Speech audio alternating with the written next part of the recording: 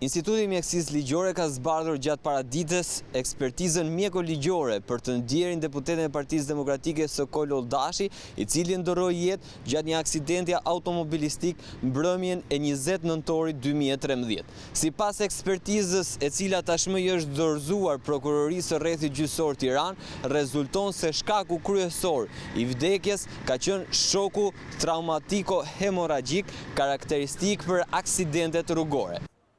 Në ekspertizën prej 4 faqesh, ekspertët shprehen se nuk është konstatuar përdorimi i lëndëve të huaja, duke konfirmuar kësaj se deputeti Oldashi nuk ka qenë në ndikimin e alkoolit në momentin e aksidentit. Sipas burimeve nga organi i hetimit, koka e deputetit është goditur në kolonën kryesore të makinës dhe jo nga xhami i baxhas së mjetit. Me datën 25 nëntor, 4 ekspertë autoteknikë dorëzuan prokurorisë raportin ku deklarohej se mungesa e barrierave mbrojtëse, shpejtësia te normave të lejuara, mosvënia e rripit të sigurimit nga drejtuesi si dhe mungesa sinjalistikës ishin shkaqet kryesore që favorizuan më së shumti aksidentin me pasojë vdekjen e 41 vjeçarit Oldashi. Në kolonën kryesore të mjetit, por dhe në pjesë të tjera janë gjendur gjurmë mindore, analiza e të cilave nuk ka përfunduar. Ky element do t'i shërbej prokurorisë për të përcaktuar nëse ka patur ose jo persona të tjerë në shoqërinë e Oldashit në momentin e aksidentit.